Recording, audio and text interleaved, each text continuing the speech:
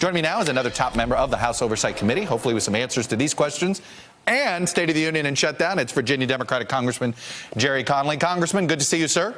Great to be with you, Chuck. I understand you just came out of a meeting with the Speaker, so let me ask you first about the state of what is the state of the Union? Dicey right now. My meeting, I want to hesitate, was a meeting with the German foreign minister and the speaker. Okay. We tangentially talked about the shutdown in remorseful terms, but that was not the topic. Okay. Let me move then to oversight. When will you make a decision about whether to subpoena? Is this letter by the chairman an attempt to get Michael Cohen to come back voluntarily? I think so. I think that's the preferred route because Michael Cohen and his lawyer had indicated a desire, A, to come before our committee and to do it voluntarily. He and his family actually have experienced and feel threats after the statements by the president and by his attorney, Giuliani. And as I understand it, the family is really reluctant to have Mr. Cohen appear in public and testify as planned, so long as this cloud of threats hangs over their head. Do you believe it's a legitimate fear? I believe that the president knows full well, and so does Rudy Giuliani, that in this kind of very volatile political environment, you can speak code, you can make references to somebody and have the effect of intimidating them and generating threats. It's just the kind of political climate we live in now. And so, yeah, I think he has genuine reason to be concerned. What accommodations are you open to making for him on this? Putting it under, taking it out of the public square? What accommodations do you think are reasonable for his safety? I think it is still a desirable thing to have Michael Cohen testify in public under oath to try to tell as much of the whole narrative as he can so that the public gets to hear in one place how important his testimony in it is and how important his role was both in the Trump campaign, Trump organization, and with Mr. Trump himself. We have to be sensitive, obviously, to the security concerns. We haven't had a chance to sit down with his attorney and go through them in detail, but I would hope the committee will make whatever accommodation it can, and that Capitol Hill Police will provide whatever security they can to ensure this witness's safety. Bottom line is, if he doesn't agree to come, you will subpoena him. So no matter what, he's going to be testifying in February? I don't speak for the committee, but yes, that would be my position, and that would definitely be my strong advice to the chairman. We've got to have this testimony. We've got to have it, I think, before Mr. Cohen goes to jail.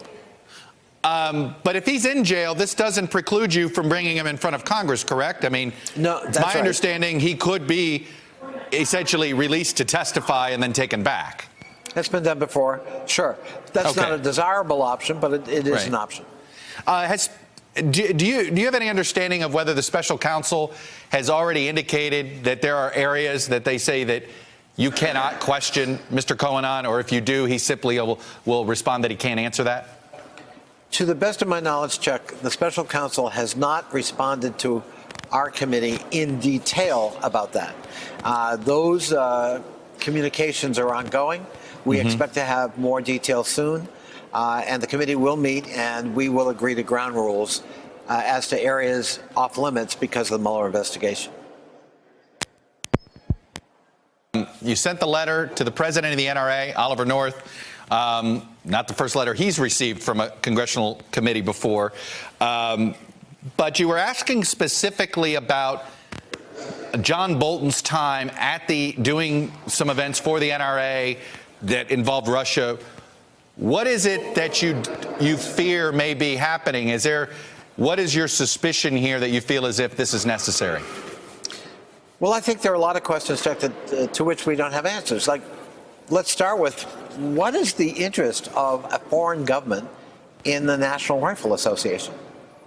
Why would Russian operatives be penetrating the NRA? To what extent did Russia influence messaging or even political campaigning by the NRA, which is a big force in American politics. Right. And then finally, is there Russian money involved? Right, but what does John Bolton have to do with this? Why? I mean, he appeared at an event. It seems like. Why are you targeting him specifically? Is there some suspicion of him, or is it just because he's the president's national security advisor? I think Mr. Bolton had lots of ties to the NRA besides just appearing once. And I think the chairman issued a letter today wanting Right. Mr. Bolton to clarify what role did you play and did you have any associations with Russian figures during the course of your association with the NRA? Do you have any indication if Mr. Bolton is cooperating? He, being a member of the executive branch, I guess he could duck you by claiming executive privilege, perhaps. I don't know quite how those rules work. Just a wild guess that John Bolton will not cooperate. Fair enough. All right, let me close with shutdown. The offer today of $5.7 billion, basically all the money you requested, Mr. President, but you can't use it for a new barrier. Why? Why make that offer? Well, let me say personally, I think it's an awfully generous offer, not one that I would have made. Okay. One I would reluctantly be willing to support if, in that context, we can get government open again and people working again and the American people being served by their government again. I think it is a very generous offer. I think. Why do you think it's too generous? It sounds like you think it's a bit too generous. Why? Well, that number just has a funny ring to it, $5.7 billion. I think, frankly, we ought to look at what the real needs assessment is in the southern border and make decisions, dollar decisions, based on those needs.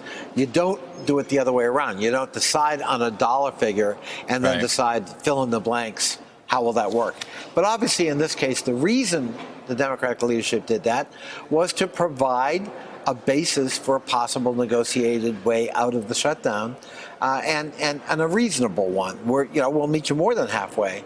We just won't build that wall. Are you comfortable with the Speaker's decision to essentially uninvite the president from the House chamber? I am. And I really am, because of separation of powers here. No one has a right to come to the House of Representatives and speak. They do that by invitation, and the House chamber is controlled by the Speaker. And if Mr. Trump wants to test that, I think he'll be very embarrassed. The lights will be out, the doors will be locked, there will be no one to greet him, and there'll be no one in the galleries. This is a separate but co-equal branch of government, and he needs to get used to that fact. Hello, YouTubers. If you're watching this, it means you've checked out our channel, so thank you. Now do me a favor, subscribe by clicking on that button down there. Click on any of the videos to watch the latest interviews and highlights from MTP Daily and MSNBC. You can get more Meet the Press content every morning in the First Read newsletter. If you're tired of content that you don't know anything about where it came from, you don't have to have that problem with us. NBC News, MSNBC, MTP, and the Meet the Press mindset right here for you on YouTube. Subscribe now.